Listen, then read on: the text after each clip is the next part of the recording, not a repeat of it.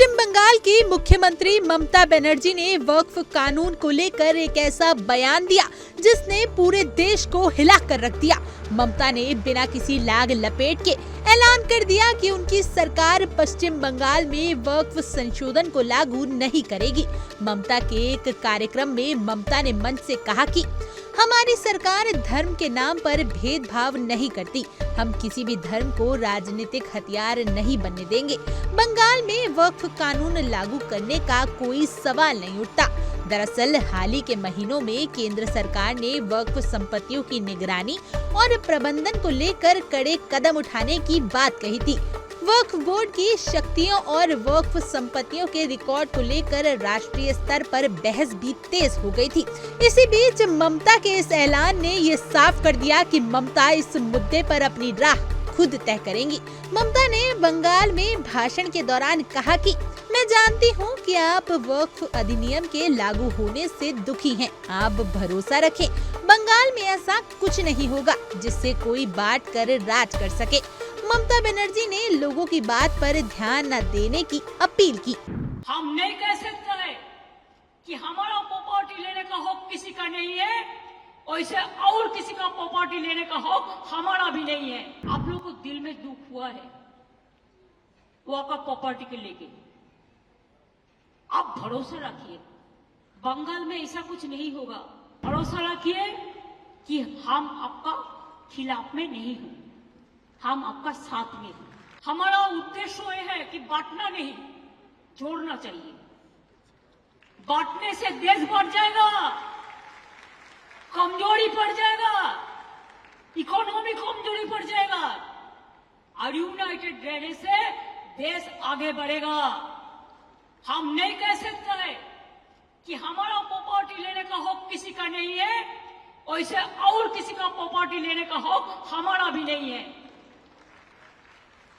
सबको जीने दो, सब जियो शांति का साथ और सबको जीने दो, ये हमारा पॉलिसी है।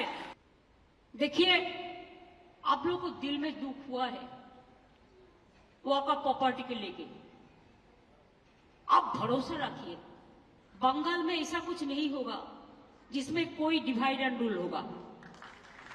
आप लोगों ने ये मैसेज दीजिए कि सबको एक साथ में रह के बचना है, जियो और जीने दो। बता दें कि हाल ही में वक्फ संशोधन बिल लोकसभा और राज्यसभा में पारित हुआ था और राष्ट्रपति द्रौपदी मुर्मू ने इस संशोधन को अपनी मंजूरी दे दी। कानून के पक्ष में सरकार का तर्क है कि इससे जमीन से जुड़े विवादों में कमी आएगी। वक्फ बोर्ड का काम कुशल, पारदर्शी और जवाबदेह होगा।